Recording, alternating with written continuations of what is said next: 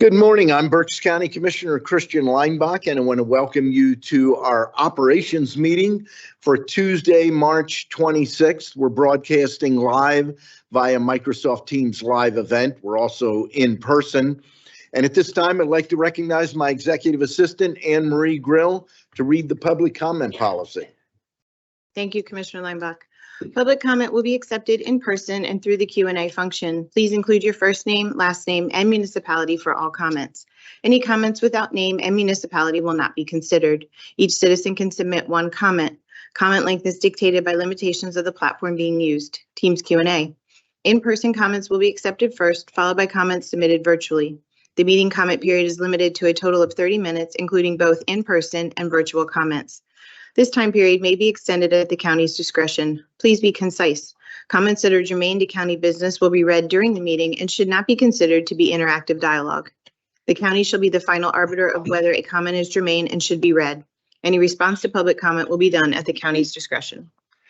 Thank you very much, Anne Marie. Are there any additions or corrections for the February 27th operation meeting minutes? Hearing none, the minutes will stand approved as presented. I do want to note special thanks to our COO and our facilities folks. We had a power outage here last late evening, early morning. Apparently there was a break in the line. Med-Ed came out. Thank you to them. They had it repaired, I think, Jesse, by 1 a.m. This morning. I have like a Fitbit, a Glory Fit. I was almost asleep. And unfortunately, my text messages also come to this. And I got a text message from Kevin and I'm looking, oh no, because initially I had no idea how serious it was. And there was a potential that we wouldn't, may not have had power today, but everyone responded. And I think it's important. A lot of times we take those things for granted that, hey, they just take care of it. But it takes a lot of people to respond, and we appreciate the effort and our COO keeping us in the loop on that. Because of the holiday this Friday and the fact that we have a commissioners meeting on the road Thursday evening, we have two motions that normally would be part of our meeting on Thursday, but been added to the agenda. And when I say added in a timely fashion to the agenda. Thank you to Carmen for getting this on here. So we're going to handle those two items first. Item 1, a motion to authorize execution of the payments and electronic transfers for the week ending March 28th, 2024, subject to final review and approval of the Chief Operations Officer. So moved. Second. The motion has been made and seconded. Is there any discussion? Hearing none, all those in favor signify by saying aye. Aye. Opposed? The motion is carried. Item 2, a motion to authorize any necessary 2023 and 2024 budget transfers and appropriations for the week ending March 28th of 2024, subject to final review and approval of the Chief Operations Officer. I'll make the motion. Second. The motion has been made and seconded. Is there any discussion? Hearing none, all those in favor signify by saying aye. Aye. Opposed? The motion is carried. Thank you very much. And moving into our main agenda, we have two items. The first item that we're going to hear about is the Antietam Lake Master Plan update presentation, and that will be followed by a whole home repairs program progress report. The Antietam Lake Master Plan, this is, I believe, phase 2 of that. It's hard to believe, at least for me, that 2008 was, I believe, the first full year that Antietam Lake Park was part of the County of Berks Park System. And it wasn't long after that YSM was engaged to do the initial plan for Antietam Lake. That involved trailheads, the main parking area next to the lake, the infamous solar-powered bathrooms. Couldn't help myself on that one. The Bingaman Nature House, and anyone that doesn't remember the old version of that building can't appreciate the renovations and really restoration. They did a great job, and we're excited now to hear today about phase 2. So at this time, I'm going to recognize, I realize I'm not sure, I'm going to turn it over to Brendan Lederer, our Deputy Director of Parks, and then Chuck Stradowski from YSM will be making the presentation. Brendan. And if you want to introduce the rest of our team and our award-winning Parks Director. Sure. Well, can you hear me? No. No. There we go. All right, great. Thank you. Good morning, everyone. Thank you, commissioners, for allowing us some time to discuss this very exciting part of the project for our Antietam Lake Park. I am Brendan Lederer, the Assistant Director for the department. I do have with me Chuck Stradowski from the YSM Landscape Architects, who did, as you mentioned, the original master plan for Antietam Lake Park in 2010, and the sequential update to this park here plan in 23 and 24 here. I also, like we do have in the audience, our director, Kathy Wegner, who has won a Outstanding Member Award for the PRPS, which is the Pennsylvania Recreation and Park Society. So she has won an Outstanding Member Award, and very glad that she's won that, and very happy about that. We're also excited to have our newest employee in our department as a supervisor. Lauren Falk is our Natural Resource and Trail Supervisor, and so we're very happy to have her on board. And she's here with us because this is important for her to be able to see moving forward, as she will be one of the ones implementing the plans moving forward within this presentation here. So before Chuck gets into the actual updated plan and the specifics, you did briefly touch on the sort of the background with Antietam Lake Park. County acquired it from the city of Reading. Prior to that, it was just a grist mill, and it was just a dammed up a piece of the Antietam Creek that was acquired for Reading in the mid 1800s for a water resource. So they used it in its elevation up in the mountain up top there to be able to gravity feed the water down in through the city. So it was a water resource, water supply for the city up until 1974. The lake and the dam itself had gone through several upgrades through that time period. And one of the neat aspects about that property is it was never really set aside as recreational. It was just more a water resource in the property that surrounded it. But within a few years of the city using it as a water resource, they found out that some of the water quality wasn't the best. And they found out that it was due to some of the farmland around it and some of the things that are getting washed down into the water, into the reservoir itself. So from what we believe to be the first time in the country's history, an entity, a government entity, had actually purchased the watershed with the idea of cleaning it up and making it for good quality water. So the city then purchased all of the properties around it, all the farms around it, and then just left it as open space and parkland around it with the city.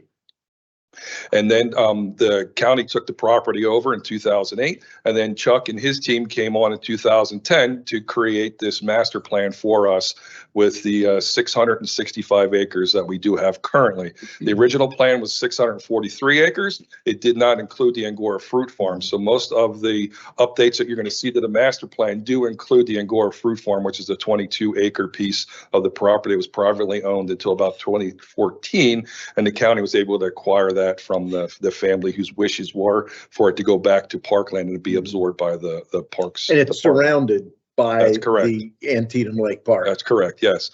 So the property is mostly woodland. We have over 14 miles of trails. It does have a 13-acre lake on it. It does have a 60-foot tall stone dam that is with it, the Antietam Dam, which creates the Antietam Lake property.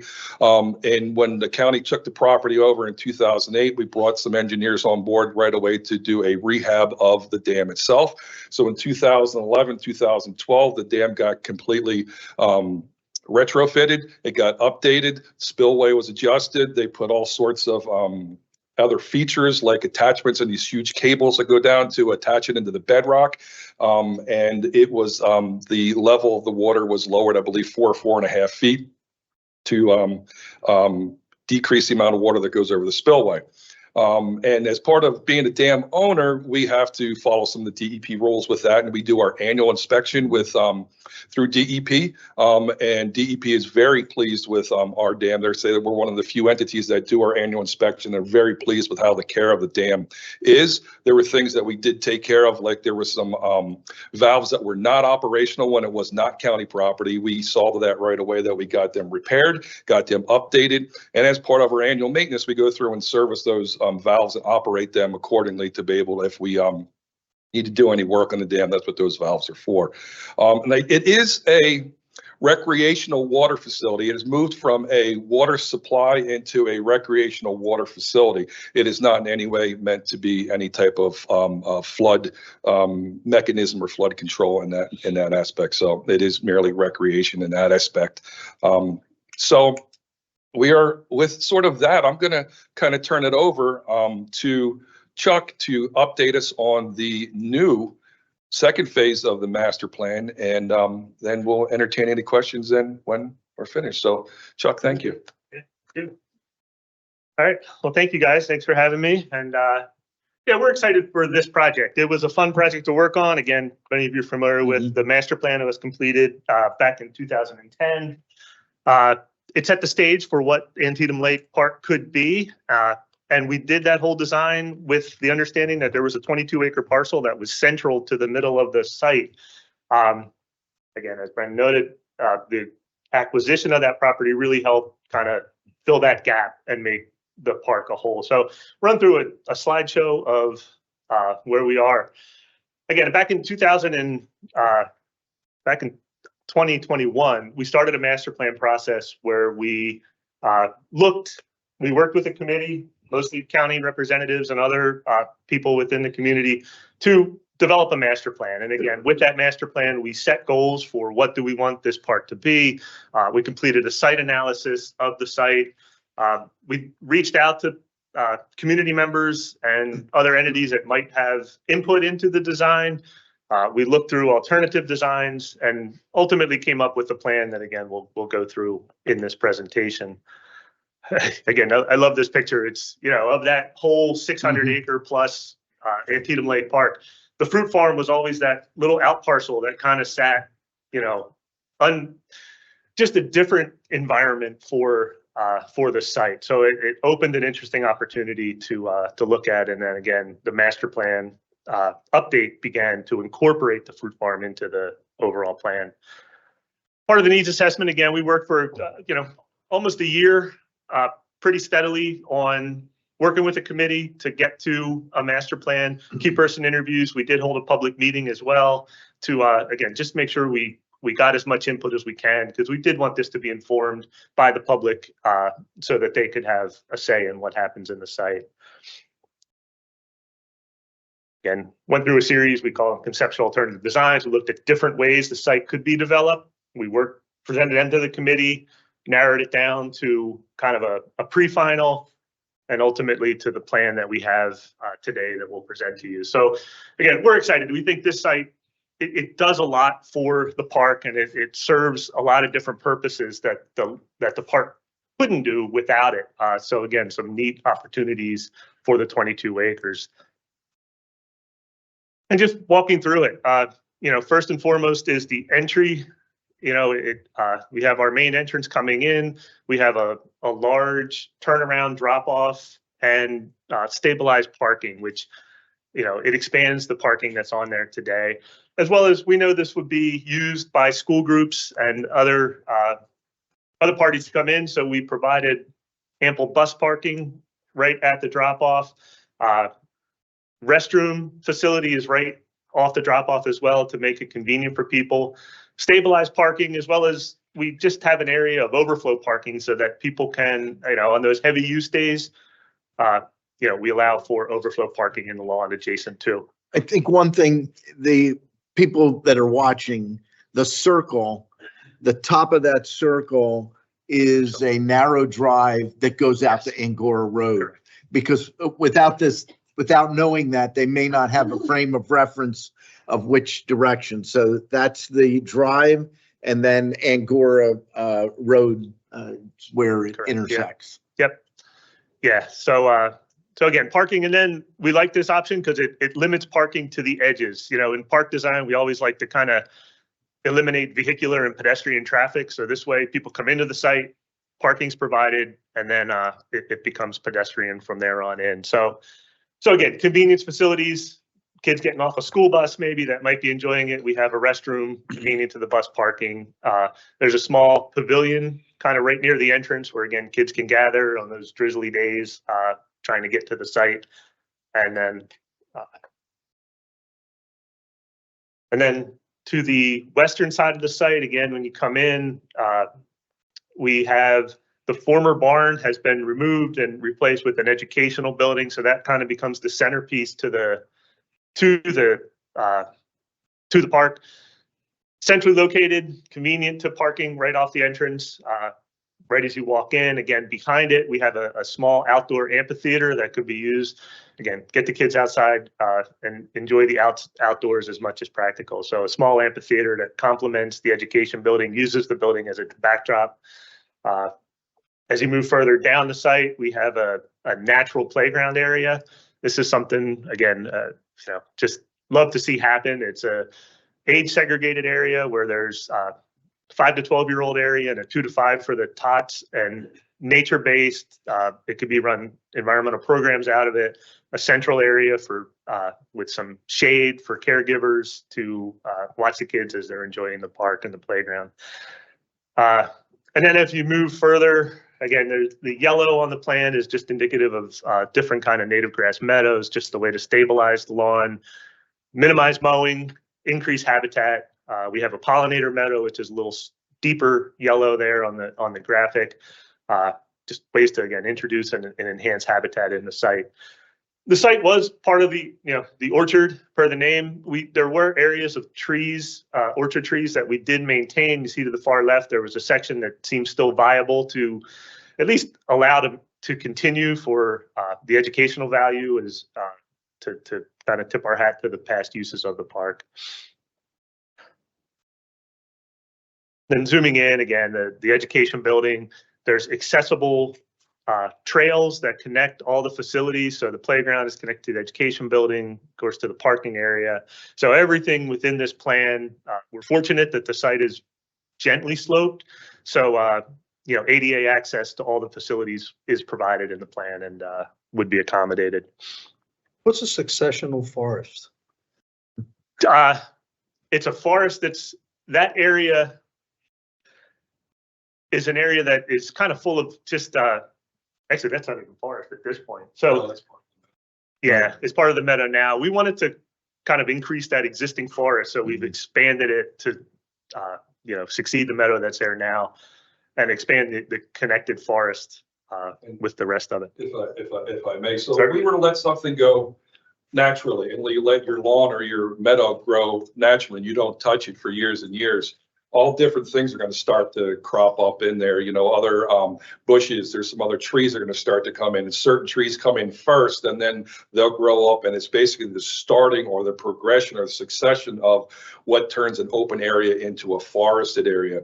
So we'll use that area as a demonstration how things go from, absolutely open land or grassland into and connecting to the forest. And successional just means that it'll have different stages of different parts. The trees don't come until later after you have some of your herbaceous layers and things that are in there. So it's a demonstration way of being able to show how we're allowing the forest to revert back to forested land. Thank you. And the one thing I didn't point out, it's hard to see on the graphic, but there's this little kind of purple hexagons and they have different labels.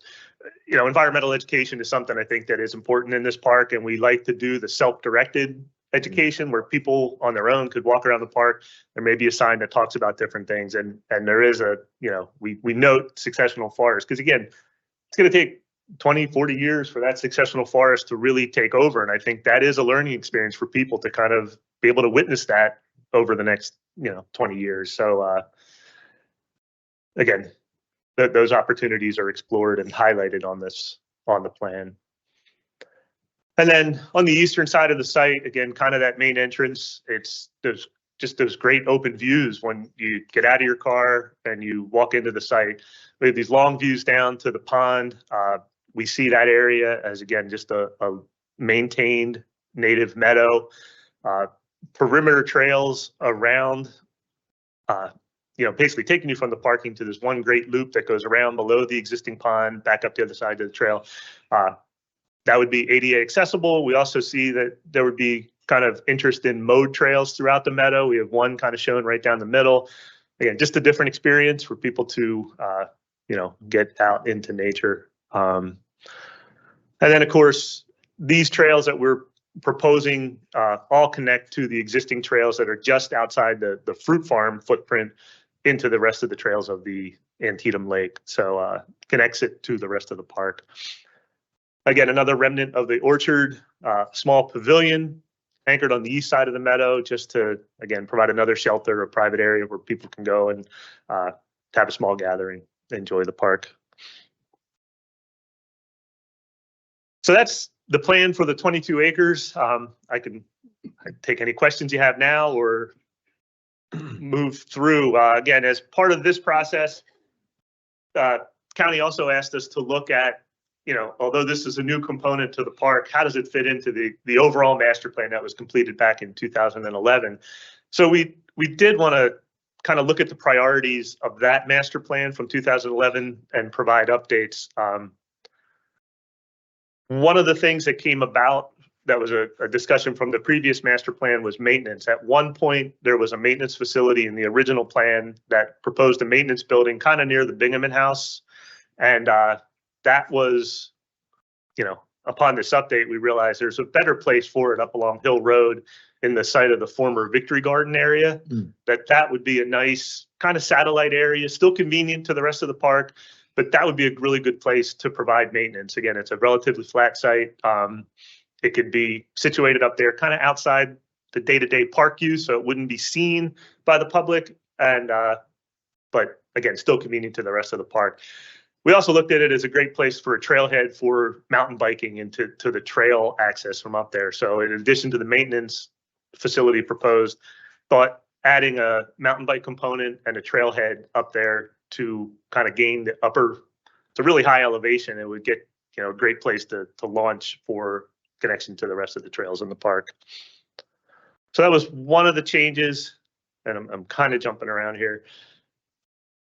And then again, the overall plan, we looked at phasing of, how would are there different priorities? And if you look at the lake and the area surrounding it, it seemed like trail connections became really important.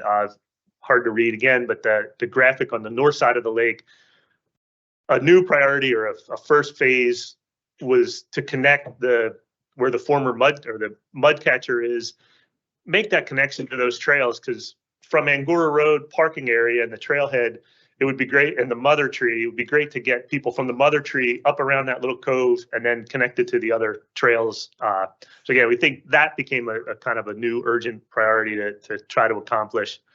And then the additional improvements to the nature center on the other side of the parking area, and then finally the caretaker's house and the area where the former caretaker house was became a lower priority in the scheme.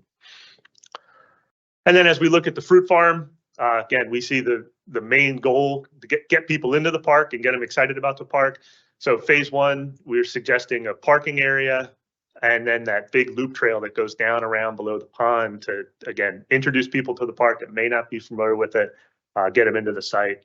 Phase 2 would be kind of that central area, the big meadows, get them established. And then phase 3, that playground, and ultimately phase 4, which will be, certainly the most expensive of the group, to get the education building and the area surrounding it involved.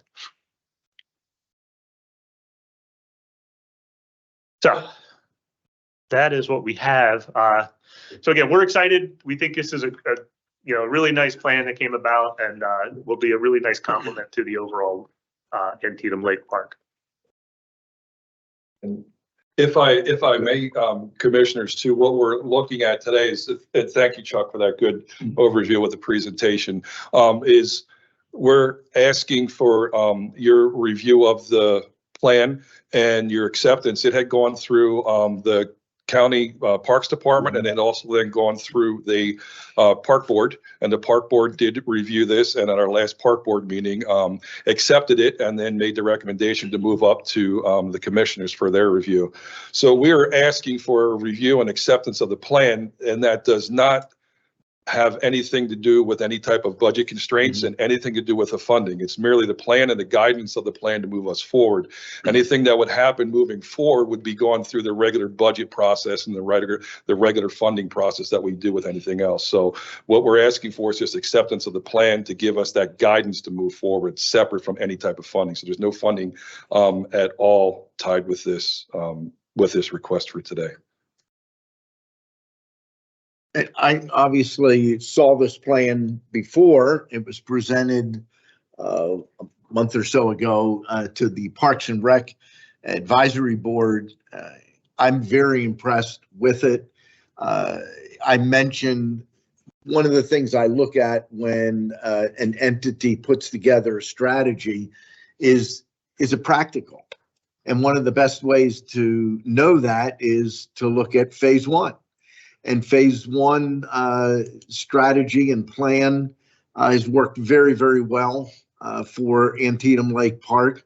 And that gives me a lot of confidence that we have the same entity back here with phase 2.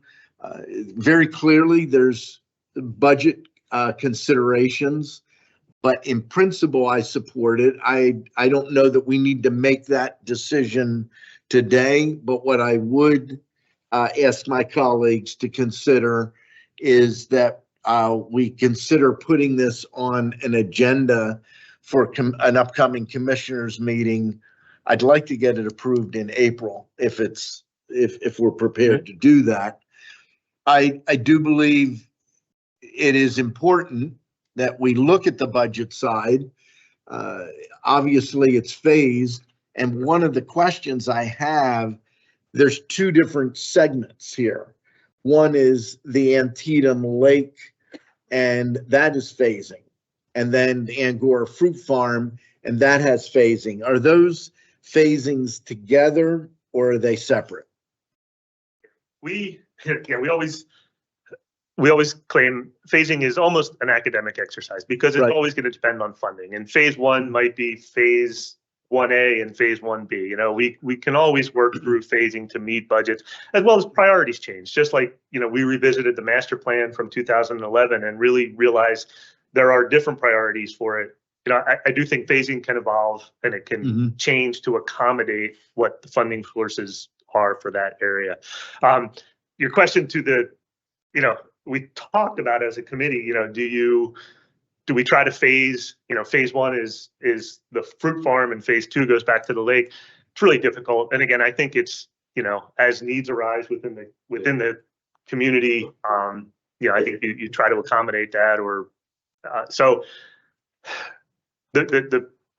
the Angora Fruit Farm and the Antietam Lake, we do have 2 different phasing plans, and I would imagine they would be intertwined at some point. You might do a phase from this and a phase from the other, but it's not set in stone. They're guidelines, like you say, that we think they're logical sequence of construction, but they are subject to change based on needs. And if I might add, just that specific comment to talk about some of the sort of philosophy with us.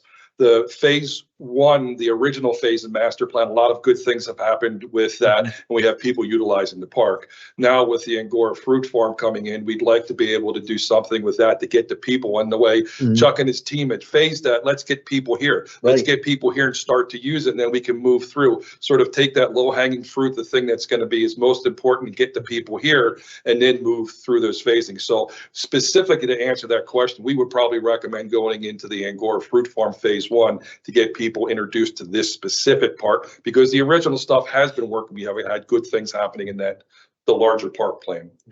So for me, the second question / comment, and I've brought this up before, but now when you're looking at that phase 4 in Angora, that's the major cost driver. And within that phase, it comes down to the education center and amphitheater.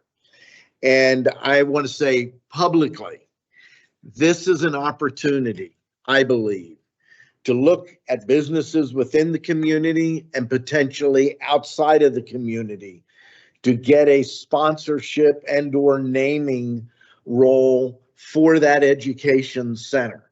I think I shared recently when I was at the National Association of Counties meeting in DC back in February. I spoke to the commissioner from Coconina County. I forget her first name, but they have the Coconina County Parks, and they have a large outdoor amphitheater with a similar setup, although the building is relatively narrow. The building is the, what do you call it? Platform area, and it's covered. And I asked her, is Pepsi still the sponsor? And she said yes. So I was there in around 2013, 2014. It was just blown away. And if you go online, Coconina County Parks, Pepsi-Cola Amphitheater, Pepsi's name's all over it, and they wouldn't have been able to pull that off when it was done without that kind of support. I'd love to see, I don't know, a Redner's education center, maybe one of the banking areas, industries that are heavily focused on ag, like Fulton Bank, being willing to do that. And I'm throwing it out there. I know we're in public, but I want people to think about that. And by starting the phase 1 and Angora, that can give confidence to a corporation saying, okay, this is for real. When do you need the commitment? How long is the commitment last? It's something we can do. Redner's did this with the First Energy Stadium in Fighting Filth. That new entertainment venue in center field is the Redner's entertainment venue. So I look at this, I'm very excited about what this can be, and it exceeds the expectations I had when we acquired it. I should say one more thing, because my colleagues won't remember this, I doubt it anyhow. Our plan when we acquired it was to renovate the barn. We moved offices into the house, and two things happened. One, we had a close call when we were doing some excavation work and ended up with massive amount of water coming down behind the house and into the bottom of the house, and closed that. And two, we realized the barn it had been chopped up and renovated so much, there was really not much in the way of value, and the foundation was in serious trouble. And so all of a sudden we went from what we thought we had as a plan to pretty much knowing we had to get rid of the barn and most likely get rid of the house. And we didn't get much beyond that. This just really pulls everything together for me as I look at where we started and what you're proposing. Yeah, I had been able to go, I think it was maybe 4 years ago. I looked at it, and actually looking at the picture from up above, it's gives me a complete different view as to what it is there, because I saw the barn area, but never a picture from up top there to see the whole area. So I'm really happy to see what the plan is for there. I think it'll be great as we're able to kind of bring that whole area together. So looking forward to it. Thank you. I just would concur. I think, as my first look at it, I think it's impressive, and I want to commend you for your work. I would like to reiterate the words of the chairman about the sponsorship. I think the Leinbach Amphitheater has a nice ring to it, Yeah. but that's just me, so. And it- The Leinbach Memorial Amphitheater? No, is that what we're I headed didn't here? say that. I didn't say The Martin Kaiser Yeah, Amphitheater. the Kaiser Martin. Kaiser Yeah, Martin, there. yeah, I talked to good. my brother about that. But thank you, I appreciate it. Thank you. That's all I have. So we do have a question. This one is all the way from South Heidelberg. His name is Malcolm Towns. Sounds familiar. He's sitting right over there. It's a good question. Will this be available for astronomy use? We have had some uses with the astronomy club that we have done some events up there. It is better than some of our others, but we still do, believe it or not, do have some light pollution, but not as much as some of our other parks. We have run some. We would like to continue to do that, but we still have a little bit of the city of Reading lights bleeding over top of the mountain there. But on some good nights, we can have some good viewing. So yes, it would still be part of our program. Yeah, we have one in July. We are having one in July, this July up there at Antietam. So, yes. Very, very good question. If you want really good areas, come up to the Appalachian Trail. There's some great areas along the Appalachian Trail, especially by Pulpit Rock, where the Lehigh Valley Astronomy Club has a bunch of equipment up there. Well, thank you, commissioners, and thank you, everyone, for hearing us today. And then please let us know what we need to have prepared for your commissioners meeting, Yes. next meeting. So Thank you. I would Great job. work with our chief operations officer and also Carmen. She can help you get a resolution together that would offer approval and specifically not address the budgetary side. What we're doing is approving a plan without a budget. That's something that you'll work separately through the normal Okay. budget process. Okay. Thank you. Agree? Yep. Absolutely fine. Okay. If there's any other questions, though, thank you very much for your Thank time. you. Yeah, thank you. Thank you. Thank you very much. Great job. Thanks. Okay, next on our agenda, we have Ken Pick, Executive Director of the Redevelopment Authority of Berks County, along with Jamie Perez, the housing planner with the Berks County RDA. And they're here to give a report on the whole home repairs program. Ken, Jamie?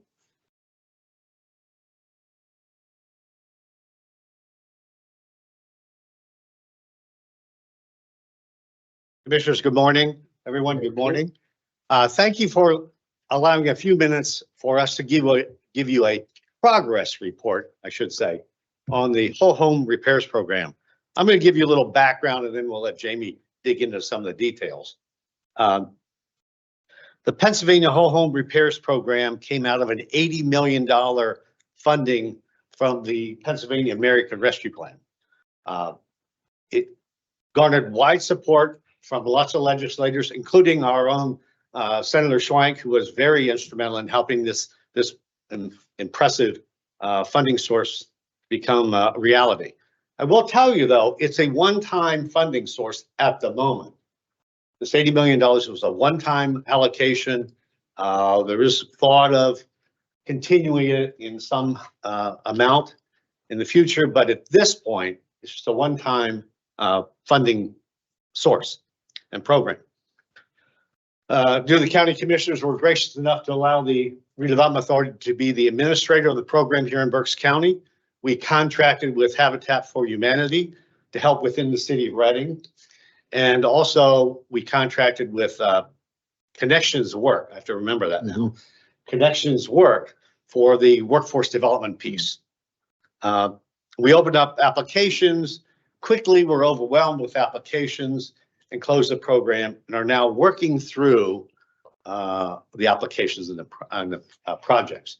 I will tell you, having done this for more years than I would like to mention, that this is never an easy process. It's rewarding, helping people rehabilitate their home and make sure it's safe and sanitary and so forth.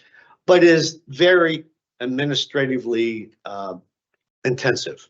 You know, helping people work through this process, getting contractors, working with contractors. It's never easy. Again, it's rewarding. Very nice to see when the project's finished that this family's been helped, but it's administratively intensive. And quickly, it's available to people, homeowners specifically, that are 80% or below the area median income.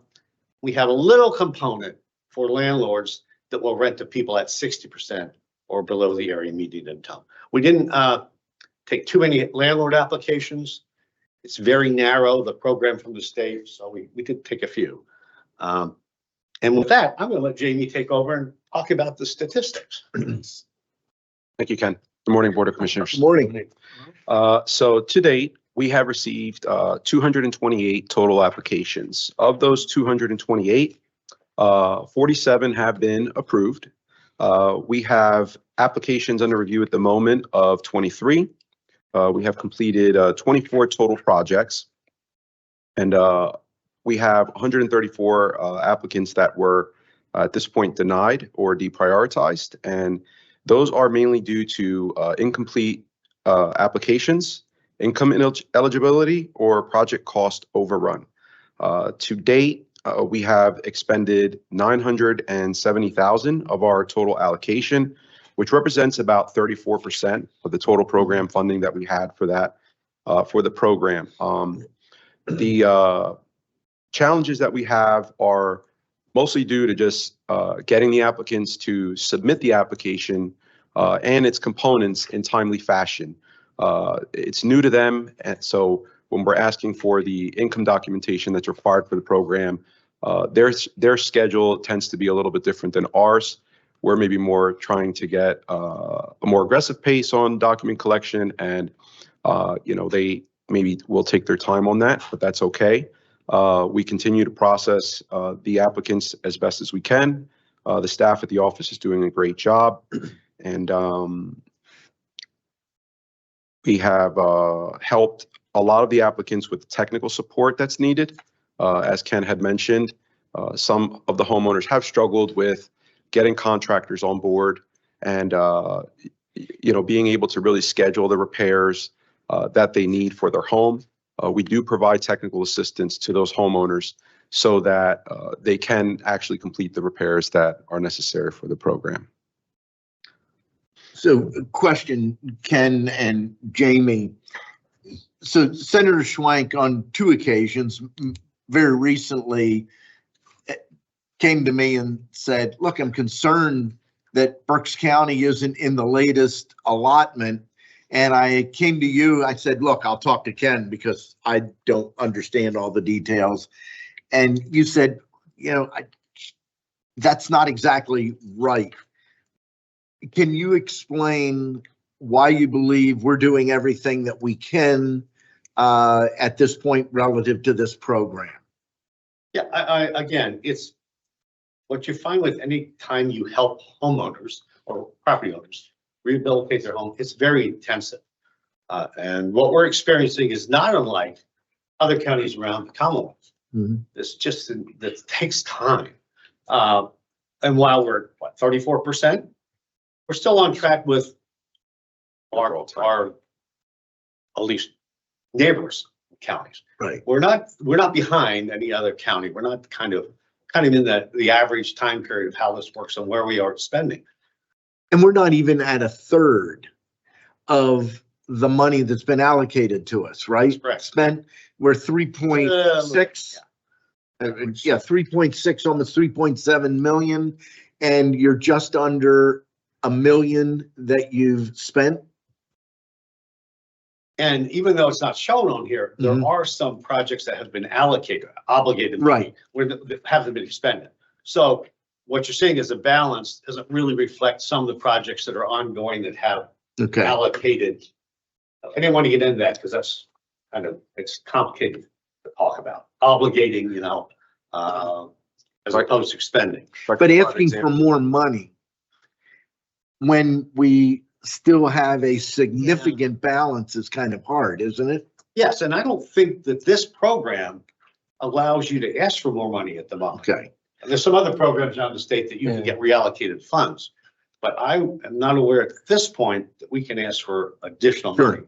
And you may want to follow up with her. I want to make sure that we're not missing out on something, but when you and I talked, I said, I think it's really important that we share where we are on this program. Often a program's announced, we jump into it and people never hear another word about it, don't understand exactly what it is. And we're, like I said, just under a third expended.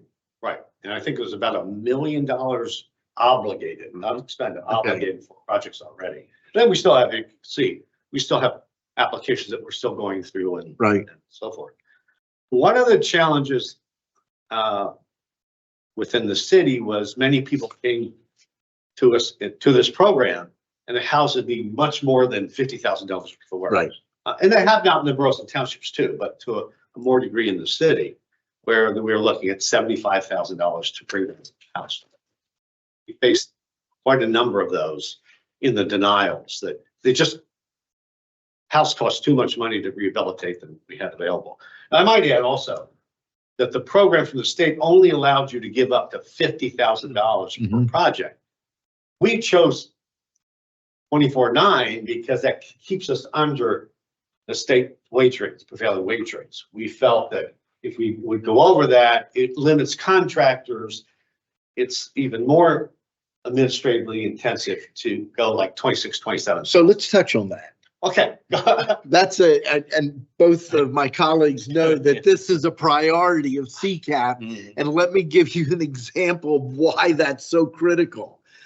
The threshold you're referring to is the prevailing wage threshold. In Pennsylvania. Right. So in 1961, 1962, Pennsylvania established a threshold of $25,000.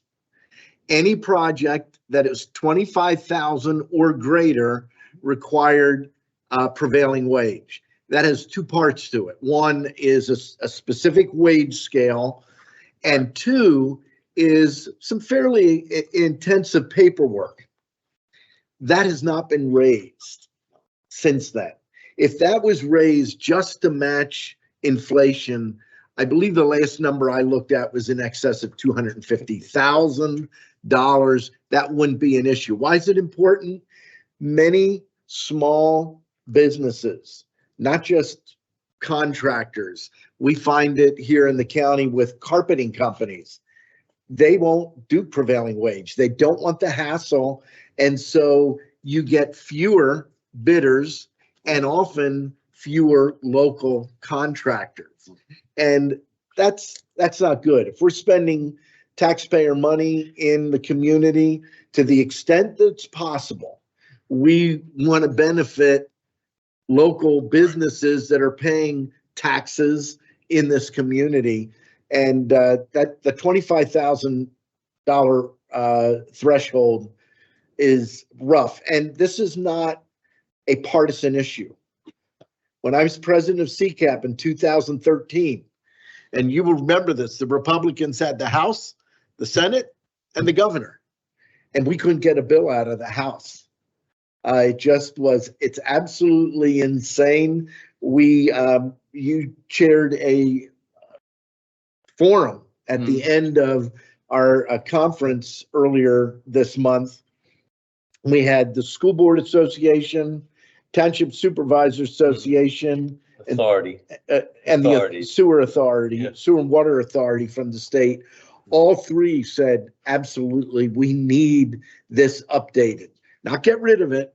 We simply, if 25,000 was the right number in 1961 or 1962, then indexed for inflation is the right number today. It's real simple. And it doesn't cost anybody money, but this way it does. It does. It hurts, the amount of money won't go as far, That's correct. especially in these small projects. Even if they exempted single-family home rehabilitation or Mhm. something to, take this category of funding away from that federal wage or the state wage rate. For the viewing audience, it's worse at the federal level.